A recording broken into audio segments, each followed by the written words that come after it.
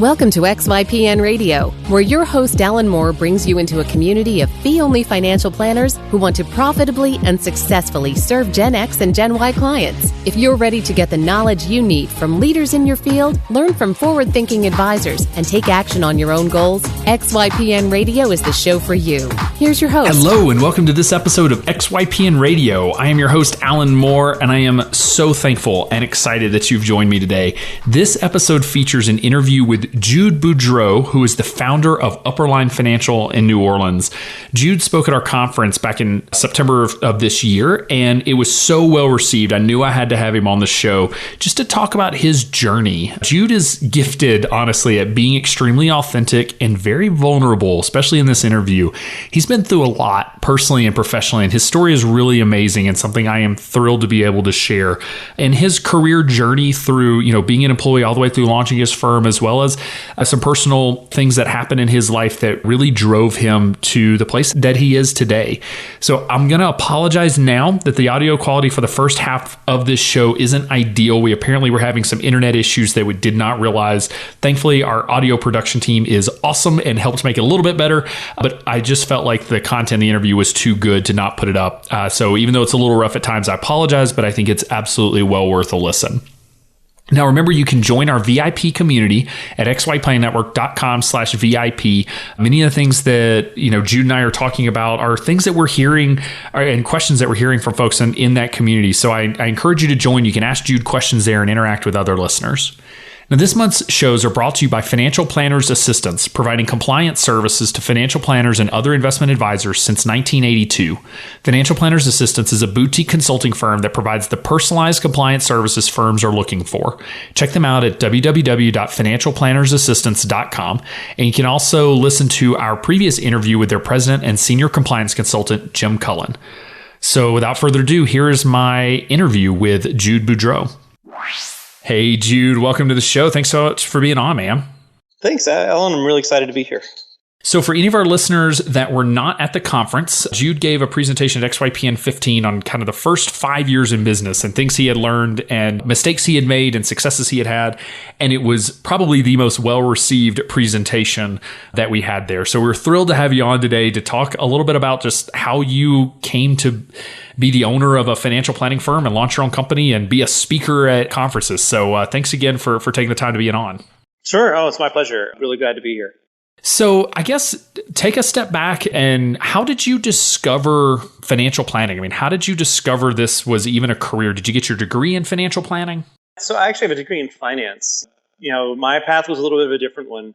When I was at the Investment News 40 Under 40 luncheon, they asked us all these questions about, what did you want to be when you grew up? And everybody had great answers about being an astronaut or a baseball player. And I didn't have a thing I wanted to be. I just wanted to be successful. I saw the way my parents struggled, and I didn't want that for myself or for my family. So when it came, I wanted to learn about money, and so I got a degree in finance at Loyola University here in New Orleans. Then moved to Colorado to work at Janus Mutual Funds. I'd always wanted to move to Colorado, and I'd always wanted to work at Janus. So I started there, and it was a very interesting time. It was September of 2000, so the NASDAQ was a little weak, and then it all crumbled around us. So I left there in the spring with about 30% of my colleagues and moved back to New Orleans, where I didn't still have a really clear picture of what I wanted to do, but I had these securities licenses, and so local Mass Mutual agency contacted me because they needed to hire a compliance officer. So I got my Series 24 and my Series 7 and did compliance for them for a year. They needed producers, so they pushed me into being a producer and trying to sell life insurance, which I failed horribly at 23. So really struggled with that. But they saw that I understood the products and I had a background. So they offered to make me the director of training, and I ran the training programs on Monday and Friday morning for all the new reps and taught them about the products. They paid me $1,000 a month to do that. And they also said, you can still be a producer. Oh, and by the way, we'll pay for your CFPs, the prep too.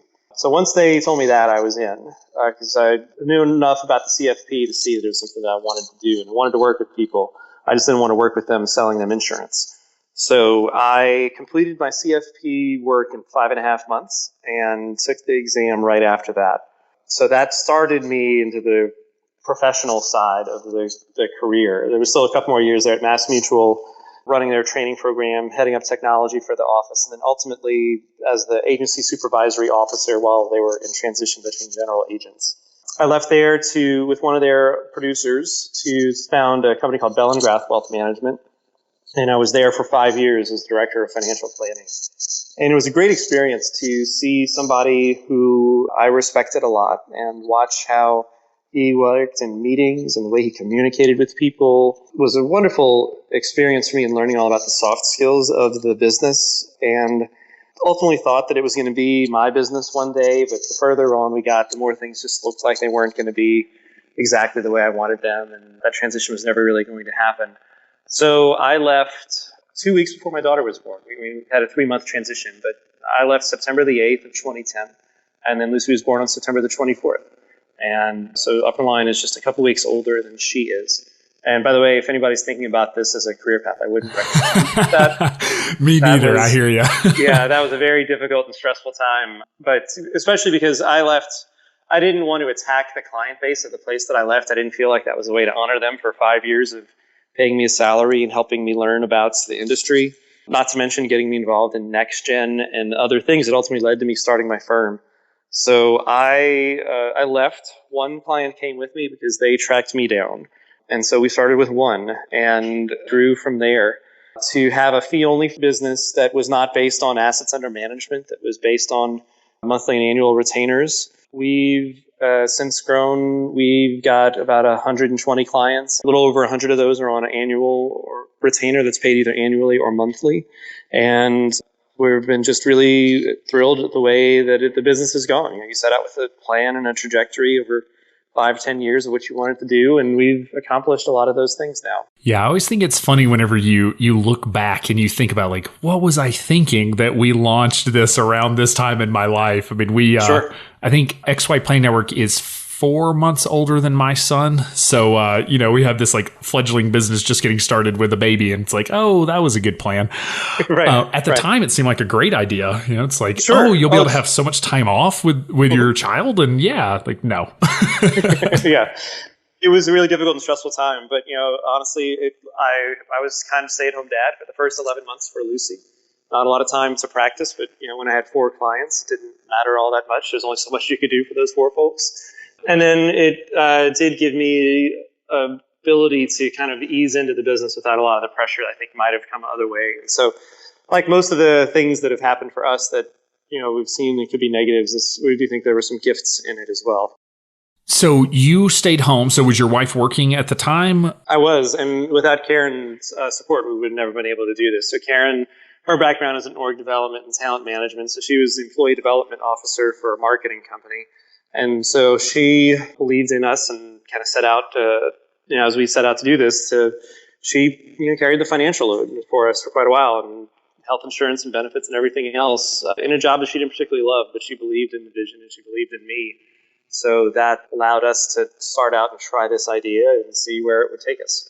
I love it. That's amazing. Were you financially prepared to start a firm and all of that, a big nest egg sitting there that was, available, or were you really depending on that income coming in to keep things afloat? Yeah, we were really depending on her income. We had $24,000 in cash saved. And so we figured, $2,000 a month at burn, I had 12 months of runway. And it's, I was making $2,000 a month by the end of the 12th month, but we didn't need to. We just, forced some austerity early on, and you live lean to get through those times. You do what you have to do while you have to do it.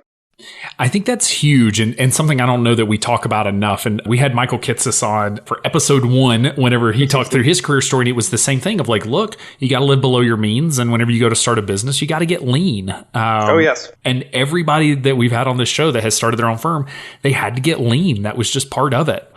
And, now you can loosen the belt a little bit. And, it's great that you own your own business and you own your own schedule. And we'll talk more about that. But like, it's awesome to own your own company. But it does take a little bit of, there's kind of a gap where you're not going to get to go on vacation and eat out all the time. Sure. Yeah, we use the Kinder 3 questions for that very purpose. When it gets difficult, when cash flow is about daily and weekly choices, right? You have, if it's like, oh, because I want to save money, or it's some very kind of open and esoteric thing, I find there's not a lot of emotional pull. But when it's something very specific and you know why you're going through difficult times, it's easier. It's never easy, but it's easier to make those tough choices. It's a great point. Anybody that's not familiar, George Kinder is basically a life planning institute, but it's called the Registered Life Planner designation that he's got. So he does a lot of work here, but his 3 questions, just to recap it, and I'm trying to remember these off the top of my head. Here, I'll do them, Eric. That'd be great. And I would say, in short, the 3 questions are, if you had enough money for the rest of your life, what would you do? If you had 5 to 10 years to live, what would you change? And if you had 24 hours to live, what would you miss? You can Google them, and it's very easy to find the full text of the 3 questions, which are written in much better language. And we start every client relationship with those. And our rule is you have to print them off, handwrite your answers, and if you're in a relationship, you can't discuss them until both of you have completed your answers. But grab a glass of wine, a cup of coffee, a beer, whatever your thing is, and sit down and actually think about what your answers to those questions are. Because, I try not to overstate things, but, coming across the 3 questions at a NextGen gathering years ago really changed my life. It was about that I wanted to have my own practice, and what we were going to do about our family, and kind of what the firm looked like. All that came out of that vision. And then when you're trying to decide some night about ordering a pizza or going out to eat or eating Cheerios, it helps to have that energy to pull from. It makes all the difference in the world, and you start to edit your life towards the things that matter instead of spending on automatic, which is very easy to do. It is. And I'll admit I'm not the best at trying to stick to what has been discovered out of those 3 questions, but I too used those with all of my new clients. And it's kind of interesting when you dig in, because those questions really start to hit on these topics of like, what's important to people. And so we talk a lot about using them with clients, but I think you make a really good point that you can use these with yourself to really be sure that you're doing the things that you want to be doing, and that every step, every time you're spending money, every time you spend time doing something, that it's moving you towards whatever those goals are in your life. Sure. There's one of Carl's more recent drawings is, the 4 things you have to invest. It's time, energy, money, and skill. And so, more so than money even, what are you investing your time and your energy into? Those are tremendous things and very limited resources. It's a great point. We get very caught up on how much money do we have to invest, but ultimately time and creative energy are, I think, the 2 things that run out first. I have way more ideas than I would ever have time to implement. And Kitsis is extremely thankful that money is also a restriction. Sure. Because he can use that. No, we don't have enough money. I'm like, Dad, come on. Right. So could you talk a little bit about what was it that drove you to start the firm? I mean, you said that came out of one of Kinder's questions, or, some of those 3 questions and that work there. But what was it that really made you feel like and know that starting a firm was your goal? Well, I think part of it is, running across Colby testing and really learning about my work style preference later really shed a lot of light on this for me. But a big part of this is that I'm not a very good employee. I'm not good at listening to other people and just kind of saying, oh yeah, that's, doing exactly what I'm told. I have a lot of ideas and I need some space to explore those. So that really kind of shed onto that. So, out of mind was to have a business where we could really make an impact. We could work with a different kind of clientele, people that were closer to our age, and to do it on a fee-only basis. My previous firm, we were fee and commission, and that, of course, has its pluses and minuses. So we, were dealing with all the conflicts associated there. I didn't want to ever take another life insurance application ever again. So I hated that process.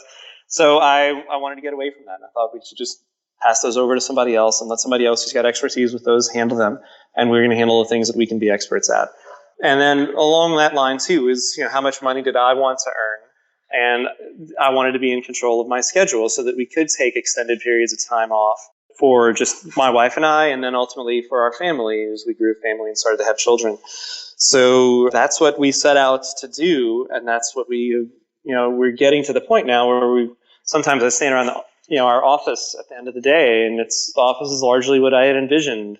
And it's like, okay, well, I'm just supposed to be happy now. Like, what's next? You get that nervous energy about, always what's next.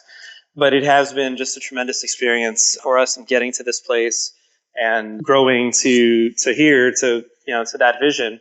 And it's, which also does bring me to something I always like to say to people, is that it's not a one thing and then it's done. a lot of times vision evolves. Your life circumstance is going to change. So I do think it's something that's worth revisiting every 3 to 5 years, or whenever there's a major life transition too. You know, and when I remember when I was starting a business, I don't think that this was the original intention, but I'm trying to remember what happened in my life that made me realize that it was all about flexibility, right? It was all about having the flexibility that as the vision changes and as life changes and life happens, and it does, and so many things are out of our control, that we have the flexibility in our professional lives now as business owners to shift. Sure. And, you know, I watched my dad, who's been an employee most of his life. He never could shift when something happened. Like, it was just, well, I work from 9 to 5 and, you know, my shift happens in the evenings and on the weekends. Right. And I think we've all experienced things that were like, thank goodness I had the ability to take that day off. And sometimes it's negative stuff that happens. Sometimes it's positive. Sometimes you get a call and, you know, I know you were speaking down in, what country were you in? I was in Puerto Rico. Puerto Rico. There you go. Like, you at the Waldorf Astoria. It was wonderful. And that was for a speaking engagement. You didn't have to ask anybody for permission because you got this awesome opportunity and you got a paid trip to Puerto Rico. Like, right. These are the things that we couldn't do beforehand. Sure. And I'm really glad you brought up about that shifting thing and the ability, because so our daughter was sick, and that without the flexibility, one of us would have had to leave a traditional job. And so it was in a strange way very fortunate that I owned my own practice, because even though it hampered us for a while from a time standpoint, I had the ability to go and, stay at the hospital and do the things we needed to do to help, with Lucy and make sure that we always had that covered. It's a great point. And I think control over your schedule is probably, I don't know that people rank that very high whenever they go to launch their own business, but it's probably the thing I appreciate the most is that when life happens, you have some time and flexibility. So digging in a little bit, you said that your firm focus and the types of clients that you're working with, and therefore your fee structure, are different than where you were at before. So you had mentioned annual, monthly retainers. Can you talk a little bit about your fee structure? Because it's pretty unique in the planning world. Sure. So the previous firm I was at, we billed 1% based on assets, right? Just like everybody else. So when I left, I wanted to do something different, and I didn't want to build on assets. So we copied the Planning Center's model out of Moline, Illinois. And we have a cornerstone basics kind of financial planning, and then we have capstone comprehensive financial planning. On the cornerstone, we bill clients $1,000 a year or $100 a month to talk about vision, go through cash flow using first step cash management principles, talk about net worth, debt management issues they have. A lot of physician clients, so largely regarding student loans, and then cash reserves. Do you have the right kind, right amount of cash reserves? For very traditional comprehensive planning, picking up from there, doing the investment management, doing a Phenometrica profile. I use Money Guide Pro like you all do as well. So, doing the Money Guide Pro plan, retirement projection, tax review, estate analysis, the education planning, all those different components. On the capstone side, we charge clients a retainer that's roughly based on their income and net worth. It's not a precise thing. It is a guideline for how we charge our clients. So we try to, just get that into a number that is reasonable for us given the work that we're going to have to do, and reasonable for our clients given the value that they can expect to receive. And it's something that's worked really quite well for us over the years. And it'll open our doors to a lot of clients that just traditional fee-only firms would have walked right away from. Young doctors who are earning $300,000-$400,000 a year, and specialists and surgeons, but who have large student loan debts. And their priority wasn't to necessarily grow a pot of money, but to pay off those student loans as quickly as they could. And entrepreneurs who want to invest money in their business, people who are owning income properties and who need some planning help. So it allowed us to really open up and broaden our horizon in terms of the kinds of clients we have. It wasn't just who's retired or who's inherited some money and how can we help them.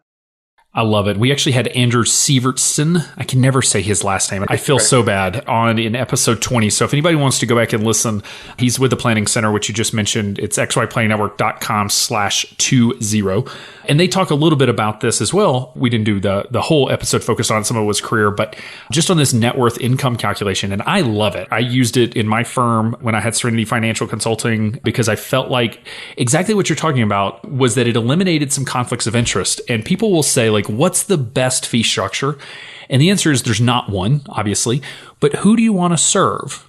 What clients do you want to serve? And if you tell me like, I only want to work with retirees that have $1 million or more, maybe AUM is fine. Maybe that's the perfect business model for those clients. But if you tell me you want to work with young doctors and you want to be profitable and you want to eliminate some conflicts of interest, maybe you want to specialize in entrepreneurs or you want to specialize in people with income producing properties, this may be a fee structure that's a better fit for that ideal client.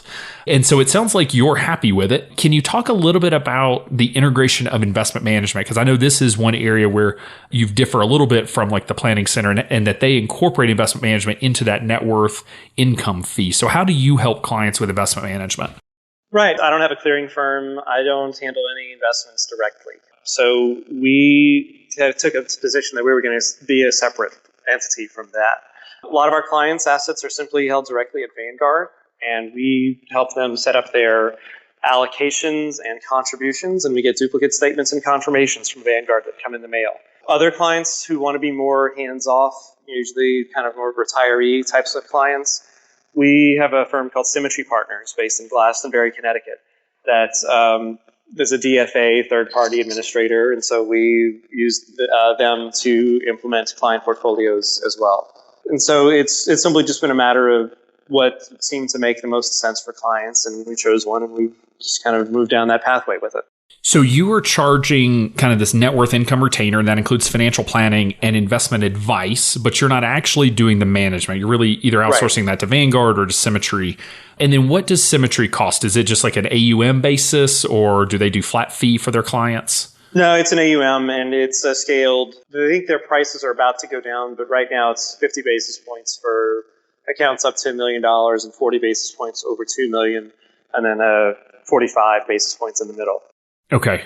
So I know what listeners are going to say, and I argue against what they're going to say all day long, but they're going to say, you're double dipping. Jude, you're charging on net worth, which includes their assets, and then they're having to pay another company for asset management. That makes no sense. How do you explain that to a client that you're charging for planning based on net worth, which their assets are certainly a component of it, but they're also going to pay a separate fee to Symmetry? Well, I think the one is that they're, first of all, it's okay. Well, what are your other options is a big question, because there's nobody else really, and certainly locally, that they can go to that's going to offer them a similar approach. The second is that, so if this was a fourplex, a rental property that you owned in Sarasota, and you didn't live there and you didn't want to have to be the one to manage it, you were going to pay a property management company 10%, 15% on a long-term rental basis, or a much higher percentage if you're doing short-term rentals. So there's going to be a cost associated with management and day-to-day maintenance of that asset. And so from our perspective, it's simply the same thing. If you want to do it yourself, you can do it yourself at Vanguard, and we'll give you some coaching. If you want somebody to really handle everything every day, then you're going to have to pay for that. And here's an option that we've used and that we like. So listeners can go back episode 23 and 24. Michael Kitsis and I kind of riffed about planning opportunities and the how, I think it's titled The How and Why of Monthly Retainers back in episode 23. But then we talk about how to incorporate AUM into a monthly retainer when you're charging for planning in episode 24. And I think we were basically saying the exact same thing you are, which is it's a different service. And your kind of net worth income calculation, I think, is a great it's a great measure of complexity. Sure. It puts you on the same side. I mean, have you ever had any thoughts of going flat fee and just saying all planning is $10,000 a year, $5,000 a year, whatever that number needs to be? Or do you find that a person's net worth and income really does drive the complexity that they're experiencing? Yeah, in large part, it drives the complexity of what's going on. Every once in a while, you have people where you run them through the calculation and you look at the number that comes out and you're like, oh, that's not appropriate. Where high and low, or do you normally see it one way?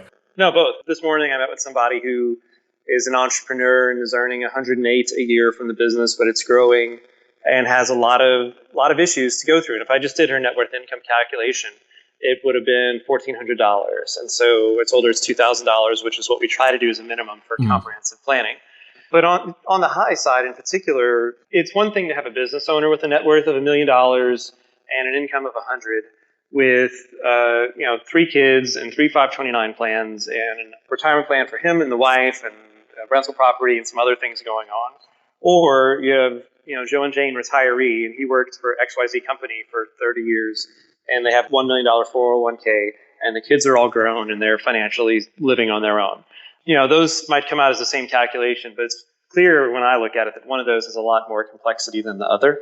So we simply try to gauge, we would scale down the pricing for that person. So is that, and maybe you can't answer this question, I mean, I guess you've run this by compliance. Can you just like haphazardly, I shouldn't say haphazardly, but just kind of off the cuff say like, 3,000 seems high, we'll go with 2,500? Or do you have to follow like a certain formula? I guess it may be state-based. I think the way it's, because it's written in our ADV that we simply charge a flat fee, that it doesn't go into the calculation of that fee. I think that just allows us to charge the amount that we think is appropriate. I believe that's how we've handled that in the past. Because I did get some questions. Initially, we tried to put the NWI retainer into the ADV, and we got some questions back about, well, how are you going to calculate this? And do you do it every year? Which our answer is we don't. And I would say we're not trying to get it to the penny. Like if it's $3,641, like that's not the point. Like the point was to get something that represented fair compensation for the effort and value that we're going to provide, and was a fair amount that for them to pay based on the value they were going to receive. So we simply try to use that, and that's what we're looking for. Is that number that everybody feels good about. Okay, that makes sense. And I think that's probably the piece that trips people up. Like, oh my gosh, like how specific are we going to get? But you reevaluate every year, every couple of years?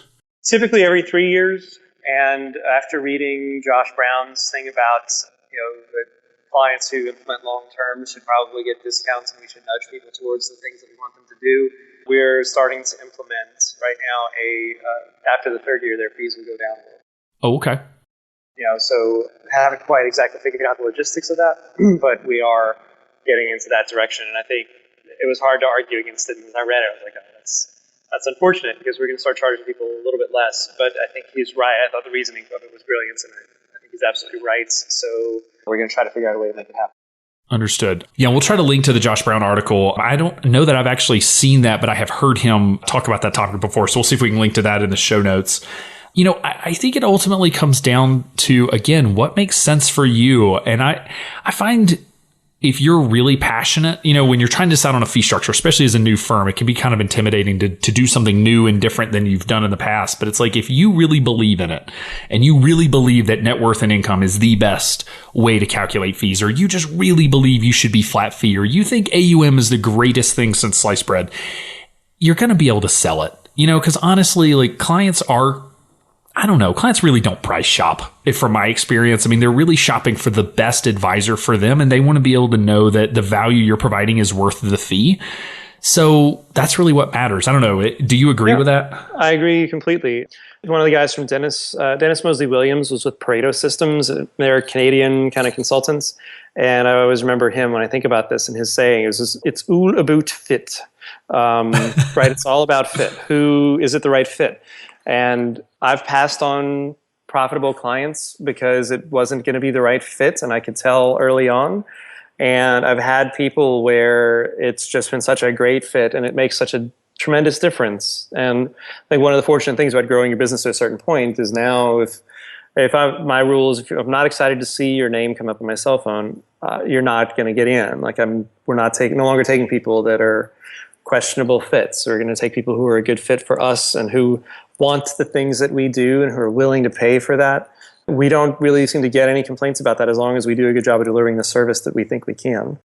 Agreed. And that's, I'll never forget the day that I turned away my first client, and it was like I had made it, in the business. Like that was the day where I was like, I don't need to work with you. It's either I want to work with you or I don't. That was when I think that was the day I called my parents. I'm like, I've made it. I have made it in this business. I am a real business owner. I'm no longer like a fledgling startup. Yeah, totally. And the other side of that too, like I've taken it, I think I said in one of my slides about like how failure is great. I've failed at that part too, where I've been in scarcity mode and I've said yes to people, and the relationship has been a total mess and caused a tremendous amount of stress and was worth nowhere near the energy that got expended on it. So I really think there's only one way to learn those is to make those mistakes and learn through them, and to learn that it's not a fatal thing, that everybody's going to be pleased no matter how hard you try. So you're just going to have to explore and find ways to make sure that you're making choices for people that are a good fit for who you are and what you want to do. I use a quote from you. I don't even know if you remember saying this. I don't remember if I saw this on Twitter or the Next Gen forums, but before I had launched my business, I remember hearing you say, entrepreneurship, the highest highs and the lowest lows, sometimes all in the same day. That's certainly been true. And we like to talk about the highest highs, and on this show, I'm certainly guilty of, we love to bring in folks that are having these awesome successes, and we want to talk about that. But entrepreneurship's not all rainbows and sunshine. And, I remember the day that I woke up in a cold sweat, realizing I couldn't pay rent. I couldn't make it work. And that morning I had failed. I was going to have to go get a job, that it wasn't going to work. And fortunately, I was able to push through that and find a way to get around it, but we don't talk about that all that much. And you're very open around failures and hardships that have happened. So I don't know, do you want to talk just a little bit about just your experience with some of the failures that you've had and how you've been able to, I guess, work through them and keep the doors open? Yeah, absolutely. I think failure is essential. Ron Carson always says, if you want to increase your success rate, you should double your failure rate. I love that. Yeah, it's like you just have to go and try more things and then see what's going to work and what doesn't. But I've had someone who was learning about what kind of relationships can we have. I got a referral from an estate attorney very early on in my practice. And I was like, this is great. Young client of his. And talked to the guy, and the problem was he was supporting his sister and kept giving them money, and he wanted somebody to help them understand their finances so that they would stop having to borrow money from him. Okay, cool. And I quoted him what was a high fee for me at the time. He said, great, sent me a check, off and running, and felt good about things. But as that relationship progressed, it became pretty clear that I was in a 3-party relationship, and this wasn't going to work. That I couldn't serve this client's needs, this family's needs, and the guy who wrote the check, because his needs were for them to stop, spending his money, basically, and their needs were very different, and we had to kind of approach things from a different perspective. So that was kind of my first thing. I don't do 3-party relationships anymore. If I don't do where the parent wants to pay me to advise the kid. No, if that's to get him off of the dole, that's not what we do. We're not here to fix people. We're here to work with people through what's going on with them in their real life. There have been other failures where I had people really, and sometimes things just don't work out. People I really wanted to help, who really liked, had inherited some money, and so we set up a plan and a strategy for them. And we just kept having these communications things along the way that were screwing us up, and it caused problems. And they got my automatic renewal and said no, and it was a very sad day for me because I felt then like a failure, and I had to take the day kind of to get myself back around. And I wasn't a failure. That failed. Yes, that situation failed. That client relationship failed, but I am not a failure. I'm not the sum of that relationship. There are so many other people who had different experiences, but when that happens, it's very easy to feel like that's the only thing that's ever happened, much like when the biggest client you've ever had says, yes, it's very easy to feel like that's the only thing that's ever happened, and this is how it's always going to be. So those were a number of things. And then, certainly the biggest challenge we had, our daughter Lucy was diagnosed with leukemia just before her 2nd birthday. So we're, basically 2 years into this business, and Lucy was extremely sick and went through treatment for 2 years and 2 months for leukemia. Very scary word, very treatable disease in young children, and she's doing great. She's a year off treatment, and if you saw her, you would never know that anything was wrong with her, anything had gone on with her. So there were times at the very beginning, especially, where you need to know who the people are around that you can count on and who can support you. I think we'll touch on study groups later, but I had, my study group was so critical during that time. I'd let them know certainly what was going on, and then I'd sent them a draft of an email I was going to send to my clients, and one of them called me and said, promise me you're not going to send this. And I said, okay, I won't. And he said, good, this is horrible, and you can't send this. He said, you're not in a place to be thinking about this right now. We'll draft something for you. And they did, and we tweaked it, and we made it a lot better about, here's where we are. We've had a tragedy. Here's what's happened, and we have a plan, and here's what we're going to do. And so we sent that out to all of our clients on a Saturday morning. And on the Sunday, my very largest client showed up at the hospital with a large basket of stuff for us and cried at Lucy's bedside with us. And was wonderful for me. I'll never forget that moment. And them, the kindness, they said, look, you take care of your family. We're going to be here. You don't worry about us. We're fine. About what I think, the promise of this business is about. We get to have these tremendous relationships with people and connect with them in ways that you don't just get to do in a lot of other places. And I'm so grateful. That's what keeps my drive about working with these families. That's what keeps me excited about coming and doing things every day, is seeing the impact we can have on families and the choices and the generations that come. It just really, really moves me in a very profound way. And if you found Lucy's story moving at all, and you want to know what you can do to help kids with cancer, I tell everybody this anytime I speak anywhere: go and donate blood in your own communities. There are children there who are working, who are fighting their own battles, and having a good and healthy blood supply is critical to that. So donating blood takes about 15 minutes. You can do it every 2 months. Lucy had 38 transfusions during the course of her treatment. So I donate platelets every 2 weeks, which is a much more involved process. But download some podcasts. I go and sit and donate platelets over the course of 90 minutes every 2 weeks. I run my own business, control my calendar. I can do this thing to try to help others out who need it. But if you can, go donate blood if you're at all willing and capable and healthy. Is the best way to find where to donate through the Red Cross, or is there another organization you recommend? Often it is. Sometimes the local, like Red Cross doesn't do it in New Orleans. There's a local not-for-profit called the Blood Center. Different places have different providers. If I were you, I would just call the Children's Hospital and ask them where they do it. They'll tell you, oh, we use the Red Cross, we use XYZ provider, and then you should be able to go, or I'm sure if you just Google it in your neighborhoods too, you'll be able to find the ones that, that are going to do it. And they're very easy and accommodating to do. And you never know the impact that those have, especially right now as we're coming up on the holidays. And you touched on a couple of really important points that I want to emphasize. And one is, people ask me, what is financial planning? And it's so hard to tell people because we want to talk about, we do retirement planning, we do investment planning, we help with taxes and all of this. And the best way I have come to summarize financial planning in my elevator speech is that we really help people live great lives. But we also get to live great lives ourselves as financial advisors. It's one of the awesome things about our profession. And I think that the story you just told about the client coming to hospital, that's financial planning. That's what we get to do for a living. And as business owners, we get to have those experiences and those relationships. So for anybody out there that's wondering what financial planning is all about, that's what it's all about. And there are not very many people that can share that in that experience because they're just not, they're not in our profession. So I think it's what makes us very unique. Absolutely. And, it reminded me of a point I wanted to make earlier when we were asking about fit. Another thing that Dennis always says is people are buying the messenger, not the message. And your message is incredibly important, but ultimately they're not choosing your ideas to help them live their financial future, to make sure that they can accomplish their goals. They're choosing you, and they're choosing you very specifically. So you have to be, the more of you that you bring to those situations, the better off it is. The more of who I bring to my client meetings, the more I share with them about my family and kind of what's going on with us in a very kind of overview way, in a helpful way, the better my relationships are.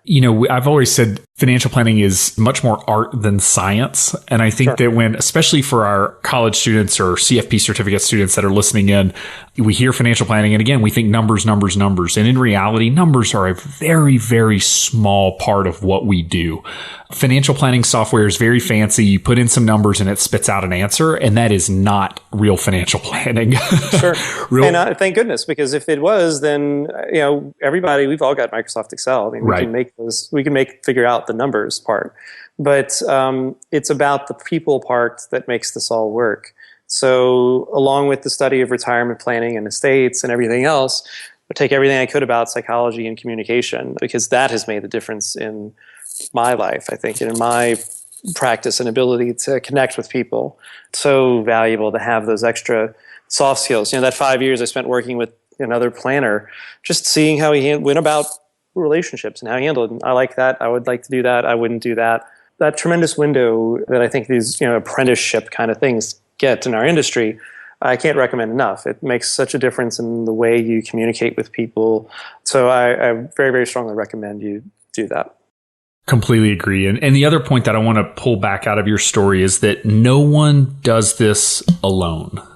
And Absolutely. just a couple things that you've said with Karen, with your spouse, and her involvement and support. I don't think anybody that has a partner can do this without their partner's full-fledged support, because they're going to be the one there that they're going to be the shoulder to cry on, and they're going to be the one that brings you wine when you want to celebrate. Financial support is huge, but the emotional side is just invaluable, but also the study groups. And it's something that listeners will hear me promote quite a bit, because I think that my study group is the reason that I have had some of the successes that I've had, but they're your support network. I mean, if you don't have a support network, a support system in place, there may come a day where you wish you had one, and that's years of cultivating relationships and supporting other people and giving. And one of these days you're going to need some help, and you're going to need to take some of that, what do we call it? Social equity, or whatever the right term is, back a little bit, that support. And it's huge to have those people around you, because I think it's just a testament to who you are as a person that you had the people around you that could provide that support.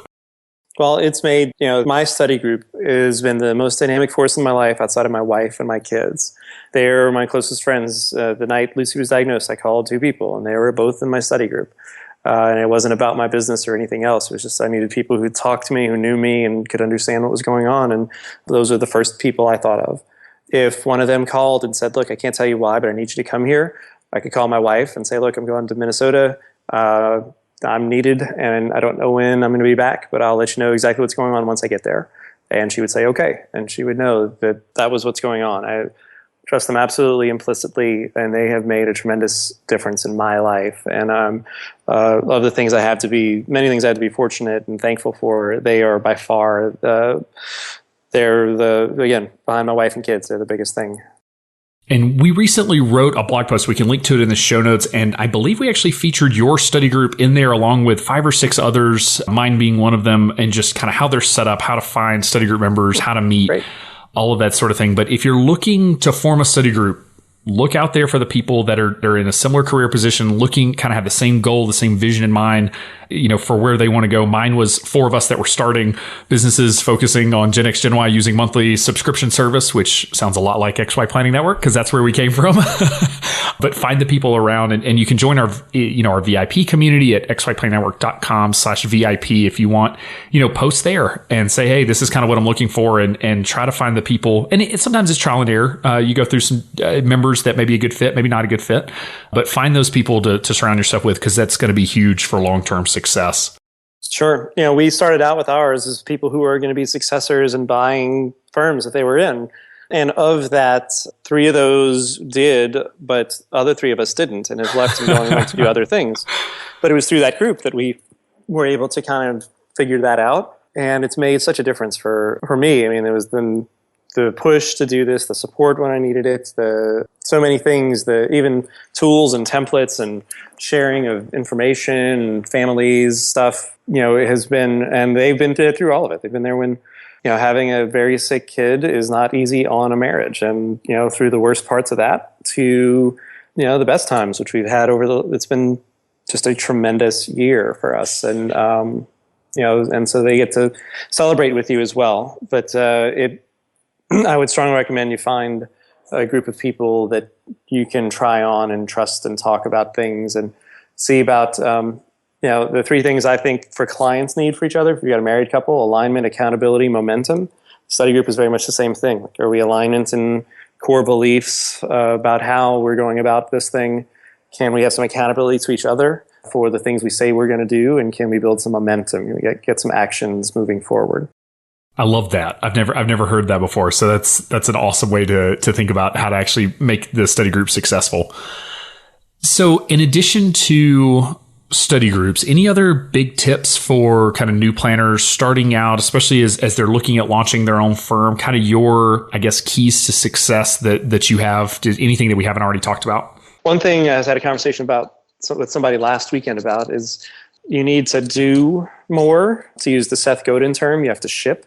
You can't just have ideas and constantly be revising things, and you've got to be doing. And when I started Upperline, we were, it was with the idea that we were going to do content marketing and improve our search visibility and all those things, which we did. But that required me, I published every Tuesday and Thursday.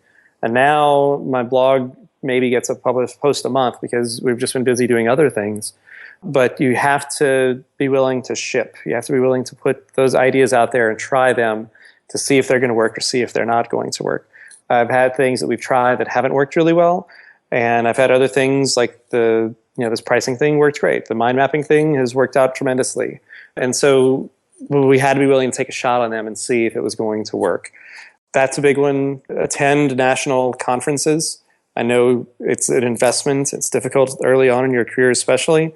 But find the closest one to you, find somebody who's willing to share a room, and do what you can to go and be around your peers. If you want to get fired up again about what planning is about and what's possible, be at these conferences where you have a tremendous roster of speakers like Alan, like Michael, who are talking about the leading topics in the industry, plus a tremendous number of other folks there. Being at the XY Planning Network conference this year was, I couldn't wait. I was glad to speak, but I was very glad that I wasn't against Heather Jarvis. I couldn't wait to go to both of those sessions.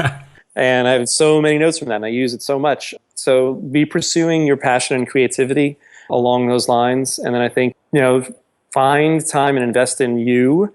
And to bring in an idea from Stuart Brown, who's a play researcher, about what are the characteristics of play for people from children through adults. And, play is where time disappears, where you have more energy when you're done than when you start. And he's got a whole other list of characteristics. What is play for you as an individual? If you're in a partnership, what's play for you and your partner? What's play for your kids? And where do those things overlap? For our family, travel is play, but for my daughter and I, the playground is. For my wife, it's not. Playground is work for Karen, because she's always afraid Lucy's going to fall down and bust her head open. But Lucy and I, we can just play and be there, whereas Karen and Lucy can do art, and that's not play for me, that is work. Right? And that's a great point. You got to know who you are and what it is. Most of what I get to do here in my practice, it meets my criteria for play. Talking to people about their dreams and goals and visions, thinking about complex ideas, have an opportunity to be creative. That's 80% of what I do here is play. And I'm very fortunate that I get to feed my soul and feed my family at the same time. Not everybody is so lucky. But if I realize we live way on the emotional side of money here. If you're a technician, be a technician. Don't try to do the Kinder 3 questions and all of those things if that's not who you are and if that's not something you're comfortable with. There's all sorts of ways to be successful in this industry. And I can go to any national conference and see people that I admire and respect deeply, but I couldn't ultimately be who they are. I became successful when I figured out how to be who I was. That's such an awesome point to make, because I think sometimes people look at some of the success stories maybe we hold up and they go, I want to be that, but that's not their authentic self. And it's not just okay. You should be your authentic you. And your point, if you're a technician, there's no sense in trying to force yourself into this psychological side of things. And if you're, a great communicator and just really thrive on working with people on their goals, you can hire a technician. That's okay. You can get there, but it is about staying focused on what you want from your own great life and constantly reevaluating. I think that's one of the biggest things is the plan is never done. It's just like financial planning. You're just doing it for yourself. It's really never done because we're always going to be taking on things we shouldn't. And we're always going to kind of be going through these consolidation phases personally where we say, this makes sense to spend my time here. It doesn't make sense over here. But ultimately, it's just so rewarding. So I'm going to wrap up with one final question for you. This is something we ask all of our guests, and I like to joke that our guests, we find out very quickly if they've been listening to all the way to the end of any episodes. And that is, if you could go back to, I don't know, maybe the Jude that was working at that firm for 5 years, or maybe it was even back further at MassMutual or Janus. And if there's one thing that you wish you could go back and tell yourself, there's one thing you wish you had known then that you've learned over the years, what do you think that one thing would be? My inclination is to say that, and I hope you all, if anybody's still listening, will kind of bear with me here for a second, is to say that, you're worth it. I did/do struggle tremendously with, kind of self-esteem and like we were talking about earlier about about Carl Richards and the imposter syndrome. and feeling like, you're not worth it. And that stems from a lot of things in my past and, all the way back to childhood. Invest in yourself and do your work and go through those difficult things, because, getting a counselor, somebody who is impartial from your life, who can take an objective view and talk to you about things that are going on, has made such a tremendous difference in my life and my ability to be present with my kids and my wife, and to think about what I could have lost if I hadn't done that is one of the scariest things that I know. And so, be aware of what are your demons, right? What are the shadows, if you will, if you're going to go Jungian, or your dragons. What are the things that are lurking there that you always feel are chasing you? And you need to, I don't think slay your dragons, but I do think you need to make peace with some of the difficult things in your heart if you're going to become a more integrated person. And I can tell you from having seen clients, I've seen clients who are fabulously financially successful, whose shadows follow them around everywhere that they go, and they're not very happy people, and they lead very challenging lives. And I have clients who maybe haven't had the most luck financially and have had other things, but they figured out a way to be an integrated person, and you can see their happiness when they walk around, and you can see the way they smile or talk to their kids. So be very careful along the way to not lose the things that you're working for. I think it's Emerson, so often people achieve success when the reason they sought it is long past. Be aware of chasing the money and losing the family or the kids along the way. I'm very lucky that I didn't. So you're worth it. You go do your own work and be the partner that you want to be. And if your partner isn't that person, then figure out how to move on. But if it is, give it every effort and every possibility to make it work, because there are a lot of times Karen and I could have thrown in the towel. And to be where we are and know how things are with us now, it's crazy to me to think of how close that came. Thanks so much for that. Thanks for being so vulnerable on this show. And I mean that seriously. It's so hard sometimes to get past our first layer of, this is what we're supposed to say and what we're supposed to do. But I think you're giving I think you're gifted at being able to give the inside picture of like how this thing really is. And again, sometimes we talk about the rainbows and sunshine, but this thing is hard. Life is hard. Sure. And it's going to come through the business. And there are a lot of things that are a heck of a lot harder when it comes to being a business owner than life was as an employee. But there's also some big rewards. I mean, this is a risk return scenario here. We do take a lot of risks to hopefully and hope that we get that return on the back end. But there are lots of lows. Yeah, well, thanks for saying that. And the vulnerability thing, Brené Brown, if that's a challenge or something you're all at all exploring out there, I can't recommend her and her work highly enough. Watch her TED Talks. She's an amazing TED Talk that I've seen. I think only one of them, but she's phenomenal. Yeah, 2 really great TED Talks. And her, The Gifts of Imperfection is a great book. Daring Greatly is a wonderful book. I mean, it's all wonderful nuggets out there, and things that I become a better person because of that, and also I'm a better practitioner. I use those things more than, honestly, I use the RMD calculations and other things. A lot of the technical stuff you can figure out if you know how they work. But understanding the interpersonal part for me and the way I run my business has been just tremendous. It's been a tremendous change and force of change. And I feel like we've been able to make a greater impact on clients because of it. Well, thanks again for sharing that. And thanks for being on the show. This was we never really know and we say this every now and then that these are very unscripted, but these are really unscripted. So we never really know where they're going to go. And it's went a little bit different direction than I expected. And I love that. So I appreciate you coming on and giving us something to think about. Sure. Well, thanks, Alan. I've been the benefactor of more help than I've ever given. So I think that we all owe that to everybody to, share the things that we've learned. And, so many, when I was considering starting Upline, were generous with their time and expertise with me, that I hope that we all continue as a profession to have that same openness. It's a wonderful thing about planners. I don't see that happen in a lot of other industries. So couldn't agree more. Thanks for having me, and I'm glad to be here. All right. Thanks so much, man. All right. Take care, Alan. What an interview. Jude's story is honestly pretty remarkable, and I hope you were able to hear how he leveraged success and failure to really push himself forward and create a business to support the life that he's passionate about living. Jude is known for being just an extremely giving individual, and so I really appreciate him taking the time to be on the show.